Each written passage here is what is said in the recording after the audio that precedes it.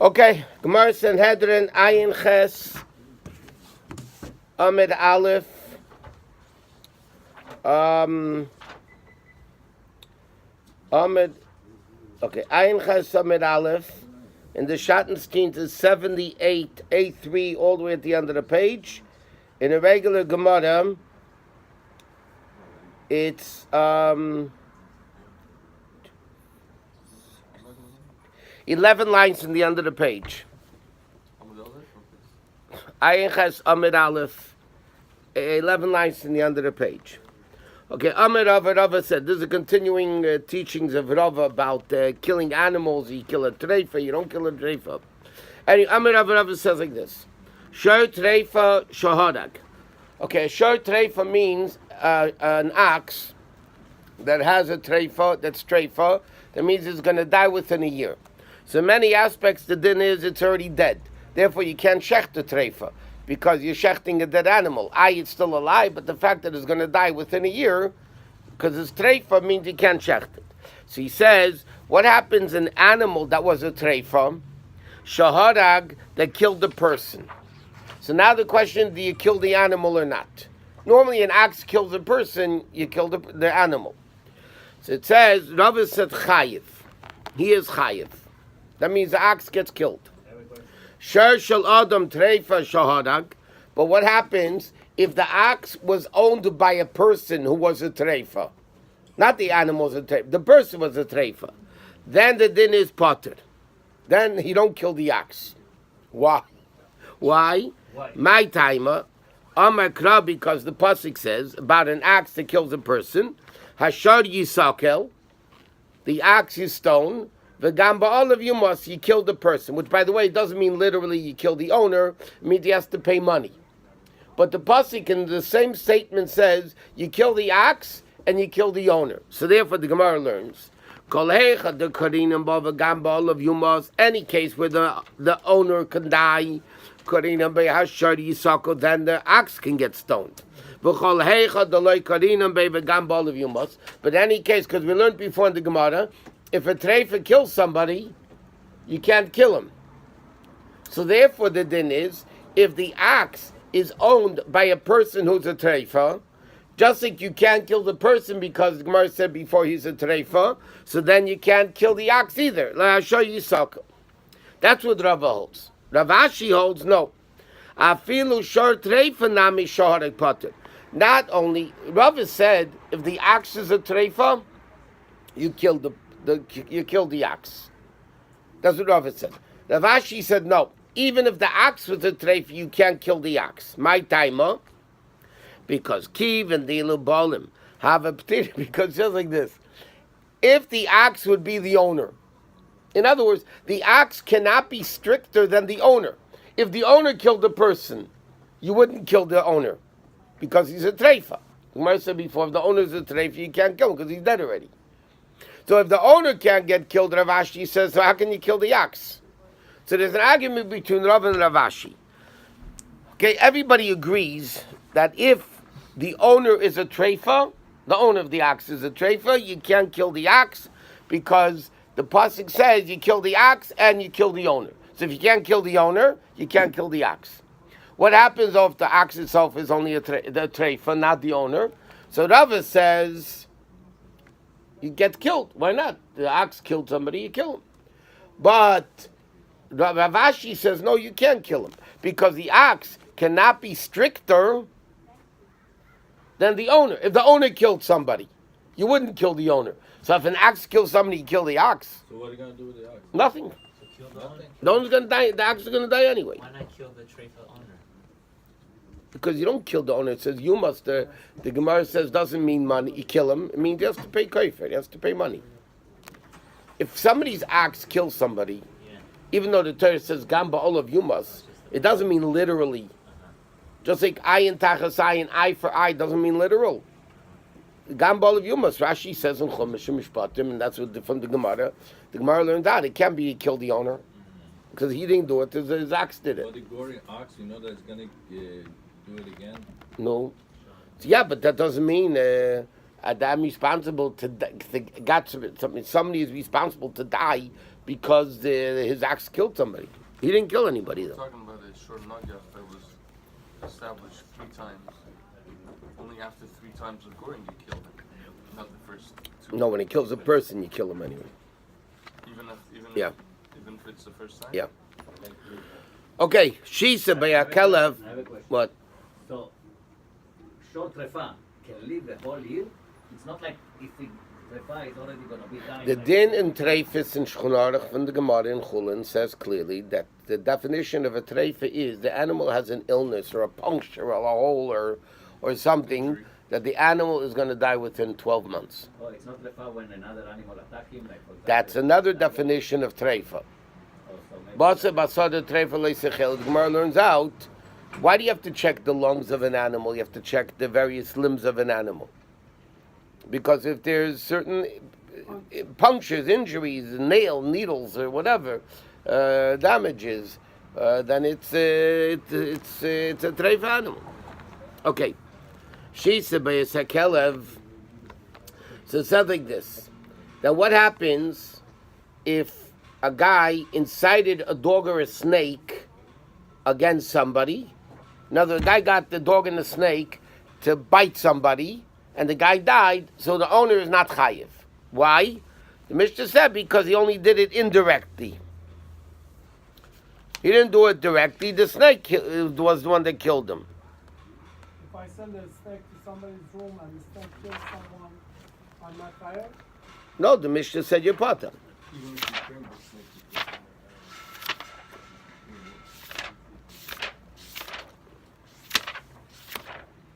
Here. Shisa bayis a kelev, shisa bayis a nachash. Decided as a dog or a snake, yeah? But hishir bayis a nachash is important. But if he directly caused the snake to bite someone, meaning he took the snake by its head and put it on the person and the snake bit him, then it's direct, not indirect. Why is that different than shooting an arrow? It's not. That's why you chayiv. But even that case, only Rabbi Yehuda says chayiv. Chum say potter. Even if a guy took the snake or the dog and took the head of the snake and put it on the guy's body, and the guy was bitten and died, Rabbi Yehuda says chayiv, and the Chum say potter. So what's the? Obviously, the Gemara is going to explain now. What's the concept? If it's indirect, you're potter. If it's direct, then you're chayiv. If it's indirect, you're grama, causing indirect to your potter. If the guy did it directly, then he's chayiv. So the Gemara says like this. Interesting. The Gemara is going to discuss now where is the venom of the snake, because that matters if it's going to be direct or indirect. So the Gemara says like this. Amar Rav Acha bar Yaakov, Shetimtza leimar, when you want to say, meaning, if you analyze it, you'll figure out the divrei Rabbi Yehuda, according to Rabbi Yehuda, says you're chayiv when you put the snake on somebody's body. Aros nachash ben shina v'oimid. The fangs are in between the teeth, in the mouth. Therefore, when you put the snake on the guy, it's direct poison that you're putting in. Lefikar, therefore, makish b'sayif. Therefore, the perpetrator, if that's the case, then the snake didn't do anything. A guy takes a snake, right? In other words, if a snake kills somebody, he killed the snake too. Just like an ox that kills somebody, he killed the ox, right? So if the snake kills somebody, you kill the snake. That's if it does it on its own. But the Gemara says like this. If you have a guy takes the face of the snake, Rabbi Yehuda says, yeah, and he bites the guy, puts him on the guy, so Rabbi Yehuda says the guy is chayiv. Why is he chayiv? Because it's direct. Why is it direct? So the Rav Acha bar Yaakov says because the poison is between the teeth of the snake, the fangs, and therefore you do it. So then the nachash didn't do anything. You did it. So therefore, therefore, in that case, makish, the man that put the snake there gets saved, because the punishment for murder is headache. Chop off his head. But nachash potter. But the nachash is potter because nachash didn't do anything. But l'divrei chachamim, but according to the chacham that say the guy's potter because it's indirect, why is it indirect? So he says, Odes nachash meyatzmehu.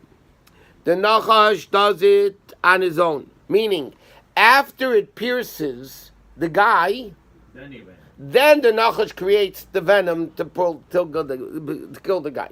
Lefigar, therefore, nachash skila, therefore the snake did it. So the snake gets killed, V'amakish, and the man is potter. So in other words, the argument between Rabbi Yehuda and the Chachamim, if a guy takes a head of a snake or dog, right, and puts it on the guy, so according to Rabbi Yehuda, you're chayiv because the venom is in between by the fangs of the snake, so therefore the guy did it and the snake didn't do anything. The guy did everything. So the snake doesn't get killed.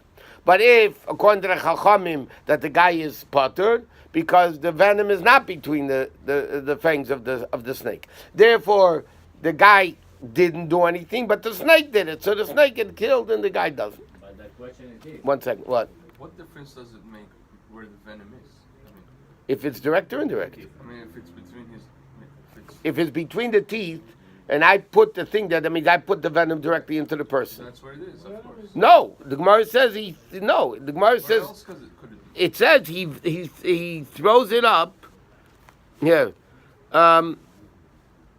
spews out the poison after the guy did it. Could we say that the snake can decide whether It's not he with the spits it stomach. out? Well, the expression of the Gemara is Mikey. Mikey is like throw up. He spits it up. Some snakes hiss.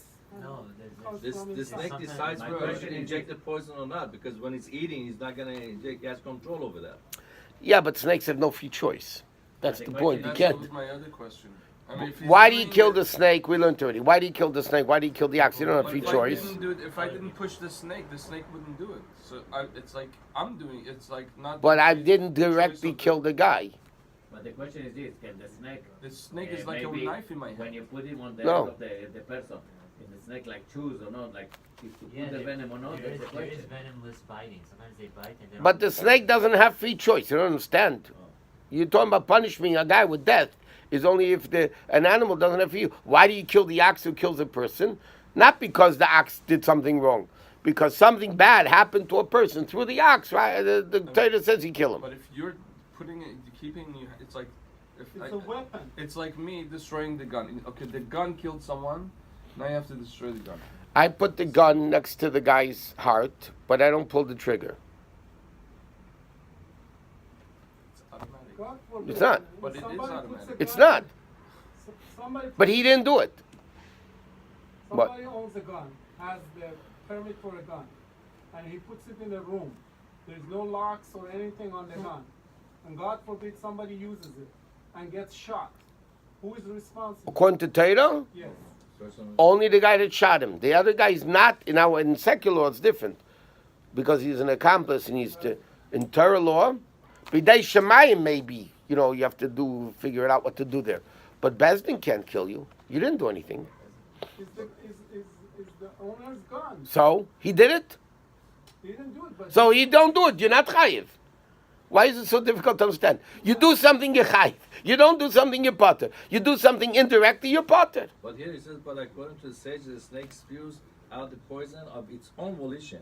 Right. After That having means been it's not the guy himself sticking the poison into the guy because the poison's in the mouth. it's indirect. Yeah. Okay, next. According to Next Rabbi, mission. He said that the snake can bite somebody without even putting poison. Yeah, sometimes it happens. If a snake bites somebody and the guy doesn't die, then you don't kill the snake. Duh. If a guy shoots a gun at somebody and misses, you don't kill him. And if you kill the snake and then the guy didn't die. Or even if he doesn't miss and it doesn't kill you. Okay.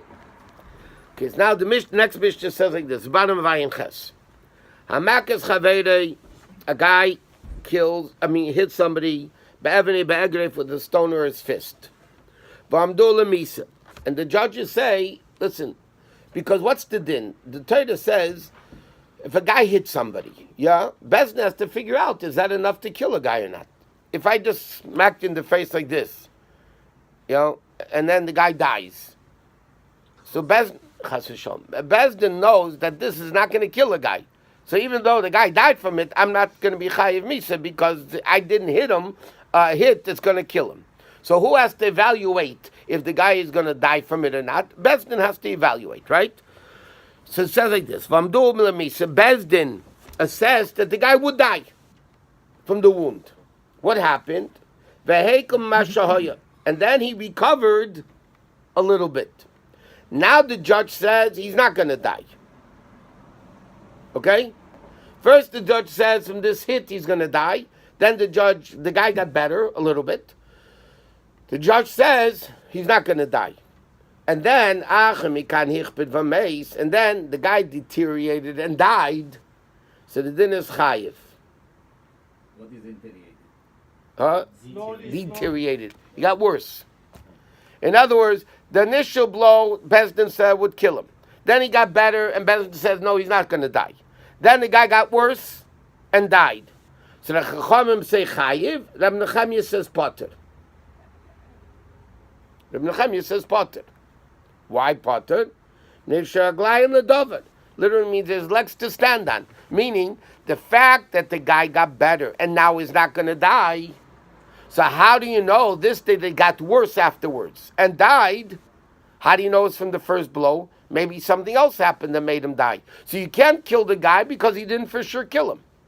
Chachamim say, because Bezdin initially estimated that the guy's going to die, even though it got better, that initial judgment never left. The Bezdin said he's not going to die. No, they say that. He said that That he would survive. he would survive, yeah. And now he got worse again. So Bezdin is So, they change- no, not change. The guy recovered. 1 second. You never got people is critically he's dying and all of a sudden something happened and he's not dying. And then he died. And then he died. Okay. So this you have, the guy hit him. And the hitting was enough to kill him. Then he got better. Not completely better. Because if he got completely better, then obviously the first hit didn't kill him. Right? Here he's being got a little bit better. Enough that Bezdin said he's not necessarily going to die from this. Then it got worse and he died. So Chum say it's all the first blow. And I believe they thought. And Rabbi Nechemia says one time. Rabbi Nechemia says not necessarily. Not enough to kill the guy. Then we learn a long But that's time in ago case that he if fought the from it. Bezdin passes a rule, is from Shamayim that you cannot change it anymore. Sure they could. If the situation changed. Let me ask you a question. They're not changing. A guy, Bezdin said the guy's going to die. Right. And he doesn't die. Does that mean the guy's dead? Of course not. Why not? Bezdin said he's going to die. So the guy didn't listen to Bezdin. That's a very good thing. I thought it's story tonight to be Yehuda. This is what I heard. I don't know if it's This is true. where the guy died, actually. The guy dropped dead on the spot. Okay, because Torah Paskin, he's dead. Not he will die. Torah said he's dead. So the guy should listen to the Bezdin and die. Yeah, for sure. But they're not changing their ruling. They're not changing the ruling, they're changing the Metzias. Yeah. The Metzias changed. Right. They're not changing. But I'm saying, the first ruling still stays that if the guy eventually got worse and because of that died, yeah, then the first hit was what did it. So they're not ruling, they're just giving an If the reverse would happen, Bezdin, a guy hit somebody, Bezdin said he's not going to die from this. And then he does die from it, it's lav dafka going to be chayiv. We'll see later. Because Bezdin ruled he didn't hit him enough. Later he died. That's because maybe something else happened. Maybe it's indirect because he does that. Rabbi, here we're talking only one hit. What's the difference? He got hit once, got sick, Oh yeah, he could maybe hit him 5 times when he did it, yeah. but it's not like he got hit him and then he got better. No. If he hit him again, then for sure he's chayiv. The Nechemia also say chayiv. And so what does it mean that it has legs to stand? Why is this obvious? No, he says that there's raglaim l'dav mean legs to stand on, that he didn't die because of the first hit, because he got better in the middle. If he's for sure going to die, how did he get better? Why did he get better? Okay, Tan Rabbanan. Okay, now the Gemara is going to explain the machlekes between the Nechemia and the Chachamim. So he says, Rabban learned. Ezu Dorish Reb Nechemya, this is what Reb Nechemya learned. The pasuk says about, you hit somebody. So it says like this: Im Yokum v'salch b'chutz. If a guy hits his friend, he doesn't die, and he walks out, goes outside, yeah, al mishante on his own power, then v'nika amaka, then he doesn't get executed. The Torah says, listen to the statement. Torah says, a guy hit somebody. Then the Torah says like this: if the guy gets up and walks on his own thing outside, then you don't kill the executor. Yeah, it's obvious. Why would I? The guy didn't die. Pasuk says a guy hit somebody, he doesn't die, and he gets better, and he's outside walking around. If he doesn't die right. So the Torah says you don't kill him. Gemara says, duh, why would I kill him if the guy didn't die? But if he has a brain hemorrhage and it's going to kill him in an hour. That the Bezdin estimated he's going to die. So it says like this: V'chisail al daitcha. Rabbi Nechemya said, will it ever enter your mind that the victim is walking around the street, right? And the assailant is going to get killed? So what's the Torah? It's obviously the Torah is not teaching us that din. That's very obvious, correct? So what's the Torah teaching us? It says like this: it means, Rabbi Nechemya says, this pasuk is teaching you my din. What's the din? Bezdin said he was going to die, and then he got better and he's walking outside. Yeah? And afterwards, the guy deteriorated, got worse, and he died. Potter. So then Rabbi Nechemya says it's a clear pasuk that I learned it out from.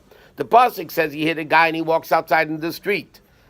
You don't kill him. You don't kill the assailant. It's a question of how can I kill him? He's alive. Why should I kill him? Yes? So therefore, Rabbi Nechemya says, what does the pasuk mean? The guy was supposed to die, based on the first hit. And then he got better. And then he died, so you don't kill him. So then it's a chiddush of the pasuk, that you don't kill him. So now the question is, V'rabbanon hai v'nika maka. Okay, what does the Chachamim do with this, that he's absolved? Chachamim say he's chayiv. In that case, what does v'nika maka mean? What does the pasuk mean? It can't mean that the pasuk is teaching us a simple din that if you hit a guy and he gets better and he's walking around, you don't get killed. So it says like this. What does it mean, v'nika maka? The interesting din. Malamet shechesh shenei say.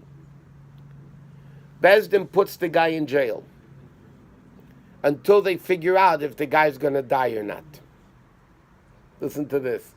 V'nika amaka means the guy is innocent. But what does it mean he's innocent? Of course he's innocent. The guy's alive. Chacham say no. You put him back into prison. You put him in prison. Not as a punishment. Not as a sentence. Until we find out if the guy stays alive, we don't kill him. And if the guy dies, we're going to kill him. Exactly like the Chacham said. Not like Rabbi Nechemya. Chachamim hold, if you hit a guy and Bezdin said he's going to die, then the guy gets better, he's not going to die, and then he gets worse and he dies, Chachamim say you kill him. That's exactly what the pasuk is saying. What does it mean? V'nika maki is innocent? It means not that he's innocent, you put him in jail until we find out what the story is. For how long? Rabbi Nechemya, 1 second. So Rabbi Nechemya asks, Chavisha minole, so how does Rabbi Nechemya learn that you put somebody in prison? Obviously, this concept of imprisonment here is very logical. Because we don't know if the guy's going to die. If the guy's going to die, we kill him. If he's not going to die, we don't kill him. So what do you do? I mean, there's no bail, letting him out on bail. So what would Bezdin do? Lock him up temporarily. And what's interesting, so the Gemara says, okay, the Chachamim learn out you put a guy in prison to figure out, right? From the pasuk Nika Maka. Rabbi Nechemya uses V'nika Maka to tell me that, like his din, that if the guy got better and then he died, you don't kill him. So how does Rabbi Nechemya know you put the guy in prison until you find out? So he says, Yalef Mimai Merkesh Sheitzim. We learn it out from another din in Chumash. The guy chopped wood on Shabbos, right? They put him to see what. They put him into prison to know what to do. Then Hashem said to Moshe Rabbeinu, Skila, right? Okay. So now, for Rabbanus, and now the question according to the Chachamim, why do they do V'nika Maka to teach me the guy goes to prison? Why can't you learn now from Mekaysh Sheitzim? Let him learn out imprisonment from them. If you don't know what to do, you temporarily put the guy in prison. The Gemara said Mekaysh Bar Katolu. Over there was a different story by Mekaysh Sheitzim. Rashi says in Chumash, there are a few stories in Chumash. The guy that cursed God, they put him into prison until Hashem tells him you kill him. And the Mekaysh Sheitzim, right? The guy should, it's tough according to many opinions. Chopped wood on Shabbos. Yes? Now, why did they lock him up? The Gemara is saying here, and Rashi brings it obviously in Chumash from the Gemara, that they knew that Mechal Shabbos gets killed. Because already in the Aseret Sedibris, Mechal Mois Yumas. They didn't know what death to kill him. Skila Sreifa had a Gechanik. But they knew he was going to get Misa. So therefore they locked him up, not to see if he's going to die, to see what type of death. So he said, you can't learn out all cases from Mekaysh Sheitzim. Mekaysh Sheitzim was, they knew he was going to get killed. Done deal. The done deal. They didn't know what type of. But to say that we don't know if a guy is going to die or not, and therefore we don't know if we're going to kill him or not, you can't learn on Mekaysh Sheitzim. So the Gemara says like this: Mekaysh Bar Katolu. The Mekaysh Sheitzim, everybody knows. Mesha lo yada, what Mesha didn't know. Ktola b'mai, how to kill him, right? So therefore, that was a definite done deal. The question is only how to kill him. Lafuke, to exclude the other case in our Gemara. We don't know if the guy's going to get killed or not, because we don't know if the guy's going to live or die. The victim by murder, right? So how do you? So now the question of Rab Nechemya. So then Rab Nechemya can't do this either then, because it's Mekaysh Sheitzim is different. So where did he learn imprisonment from? Mimegadev, from the blasphemer. Yeah. Over there it says, Vayinichu b'mishmar. Okay, in Vayikra it says, Lifresh lahem al pi Hashem, to figure out what Hashem wanted to do. So it says like this. They didn't even know if he was going to get killed or not. Then v'chavshu. Okay, so you learn it out from Megadef. Yes? So now the Gemara says, okay, let the Rabbanon learn out imprisonment from Megadef, and they won't need the pasuk v'nika maka. So the Gemara answered, Megadef so Megadef was unique. Had a hak, as it called. You can't set a precedent for any cases because it was a unique thing. Where do we see that it was a unique thing? Ketanya says in the Brisa like this: Moshe Rabbeinu knew the wood chopper, the Mekaysh Sheitzim, is going to get killed. Shenaba, because already it said Yumas. It says in Chumash clearly the guy dies. Right? What did Moshe Rabbeinu not know? Shenama, because it says Kilei Peidash, because Hashem didn't clarify what should be done to him, what type of Misa should he get. But Megadef, the Brisa says, it doesn't say to figure out from Hashem how to kill him. Mesha didn't know he doesn't know if he's going to get killed. Okay? And therefore the Torah says, what to do to him by the Megad, by the blasphemer, because we didn't even know if he's Chayiv Misa or not. So therefore, the Gemara says like this. Megadef, okay, how do you know,